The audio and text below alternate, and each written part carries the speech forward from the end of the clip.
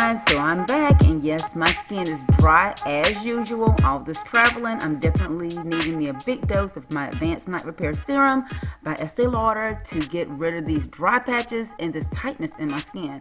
I'm massaging it all over my face, and now, wait, these eyebrows need some drastic attention. So I am going to show you something I haven't done on camera in quite a while. I'm grabbing me just a safety blade. This is something you can find in your local beauty supply store, and they only run about 99 cents, and you can see I'm pulling my skin nice and tight, and I am pulling it toward the direction that I want the razor blade to lay flat. So I'm pulling upward, laying that razor blade very, very flat, and just removing those hairs from around the brow area. This to me is like normal maintenance, you guys. I mean, would you walk around with hair on your underarms? So no. So you're going to definitely clean up these little hairs around the eyebrow. And for those of you that are not familiar with this technique, this is just using like a straight blade, but it does have a safety handle. You pull the skin nice and tight and you clean the brows up. This is something I do maybe once every week, every 2 weeks. It does save me a lot of money. For those of you that are interested in trying this, I would definitely tell you to try to fill your brows in first. Now I'm going to grab a new product that I haven't showed in quite a while as well. This is going to be the primer by Estee Lauder, but it is an illuminating primer. I like this type of primer because to me it doesn't feel super drying, but it gives me that longevity effect with my makeup, especially when I'm going to use something nice and light. I'm using my Resilient Lift Moisturizer, a typical staple in my makeup routine, so I guess you can call this something old, but it really does hydrate my skin, and I wear this day and night. But I haven't been as good at night with my travels, so definitely during the day I've been getting it in. My skin is definitely starting to feel a lot more hydrated. Now my lips need a little bit of help, so I'm just grabbing one of my Chanel lip glosses and I'm applying that to my face, or obviously to my lips. And now I'm going to try something else brand new. This is by Eve Pearl. This is one of their color corrector. The shade, I think that this one is medium. I'll leave it in the description box, but look at how it erases that darkness around my eye. And it just, for my girls that like to wear something very, very light, this with the powder would be amazing. It covers very, very nicely, very, very smooth. And as you saw, I did use my fingers, which is a good indicator of a great product. It will allow me, it builds up even with my fingers. I didn't have to pull a brush out. Very, very smooth, very, very quick. And of course, I have a brand new bottle of my Estee Lauder Double Wear Foundation. The shade that I'm wearing right now is Honey Beige. We talked about this. I love it. I'm applying that on my Paw palette, and I'm using, yay, a brand new beauty blender. And I love to apply my foundation on my Paw palette because it does keep the Double Wear foundation from drying too quickly. I don't put it on the back of my hand anymore. I just really like to keep it nice and tidy. Put it on my Paw palette. It allows me to pick up all the product, apply it to my beauty blender, so therefore I'm not wasting a lot of product. Next, I'm going to move back into something old, but it's a brand new one. This is going to be my Tarte Shape Tape Concealer.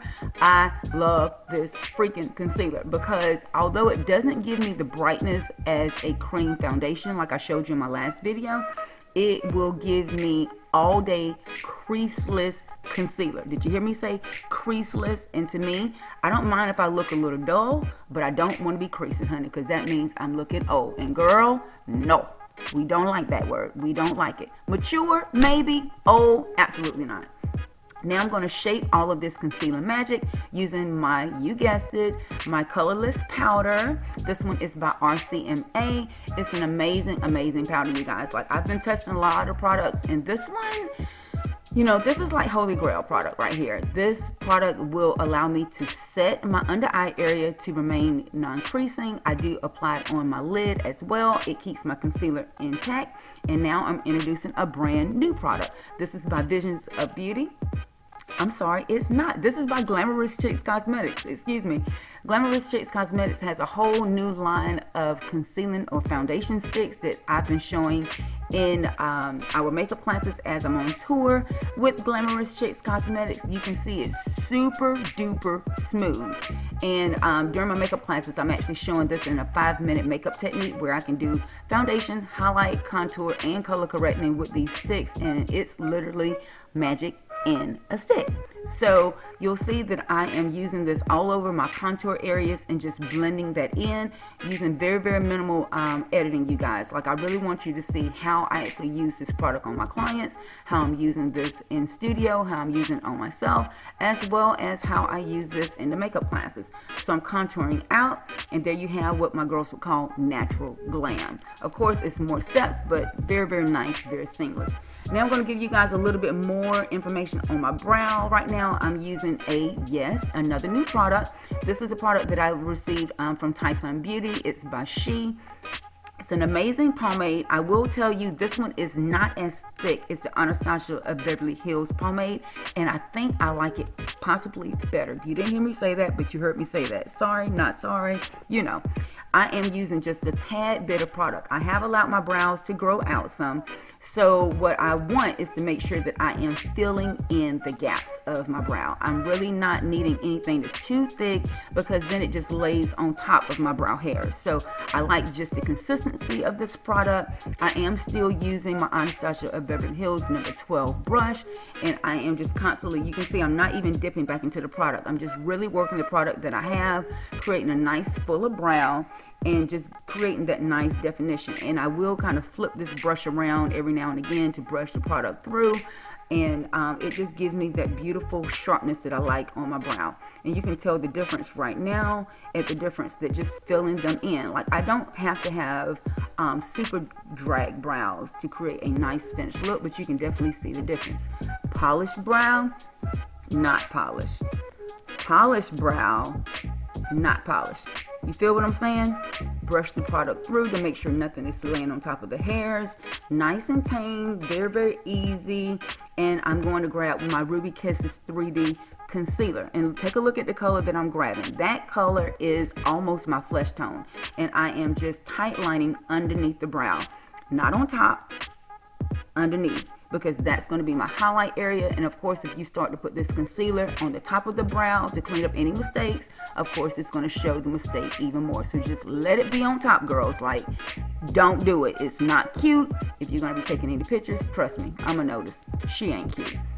A new Morphe palette, but before we get into that, I am going back into my BenNye powder. Another amazing way that I've been using this is setting my eyelid space. I'm not using any eyeshadow primer. Remember, we've already put concealer, we've already done foundation. There's no need to go back in and do anything else. And look at how amazingly pigmented these Morphe shadows are. Now, this is the Soul of Summer, I think, palette. I'll leave it in the description box. I want to say it's the number 12S. And I'm grabbing a dual fiber Bdellium tool brush. And all of these eyeshadows in this palette are basically shimmer. There's no mattifying process, so I'm just very, very careful. The product is very pigmented. It does kick up a lot. There is some fallout, but you get the pigmentation. So you kind of pick and choose what you want from a product. Very inexpensive. The color range was really, really pretty. And again, I was just testing out a shimmer palette. It's not something I typically gravitate toward, but again, stepping outside of my comfort zone, I'm grabbing a Morphe pencil brush and just smoking out my lower lash line, as I think I do almost every day of my life now, and just continuously blending that in. I did grab a little bit of my Mario Badescu spray and sprayed that that brush to make sure that the deeper that shadow was, that I wasn't going to get a lot of fallout. So just remember, the darker the eyeshadow, the smaller the brush. That's something I tell you guys typically in every video almost when I'm showing you eyeshadow looks. So I am really going to take care of the lower lash line, the outer V, and the inner V. And I'm basically sandwiching in the lighter colors. And I'm just playing right now. I'm just grabbing up any of the shadows that look really, really sparkly. And instead of blending a lot, I'm just packing a lot. If you go in and use a big fluffy brush with these shadows, you're going to have just a muted, shiny mess, is what I'm going to say. But if you place the product where you want to see the pigmentation, then you're going to get a prettier look. And of course, I'm just going back in with one of those Royal Land Nickel dual fiber brushes and blending around just to make sure that everything is not nice and smooth. And yay, I have a brand new wand of my NYX vinyl eyeliner. I've been out of this for so long that I finally picked up one at the makeup show in Orlando. And of course, like I said, very minimal editing. I'm showing you guys how I typically apply my wing. I typically love the vinyl liner. Like, to me, it is like eyeliner goals. It sets very, very shiny. I love that look. Of course, when I'm going to apply lashes, and you'll get a chance to see some lashes I've been playing with in just a minute. But yeah, that's how I typically apply my wing. I take my time, and of course I have to go back several different times just to make sure that they look as close to identical twins as possible. And I take my time, create the structure, and then I fill in the wing. And I think the main thing is taking your time. A wing is not one of those things that's going to be ever easy. I think that it is a very systematic process of how I apply a wing. However, it's very easy for me to apply on someone else. But you know, my lid is a little bit more mature than some of you that are watching, so I definitely take my time. That's the best note I can tell you.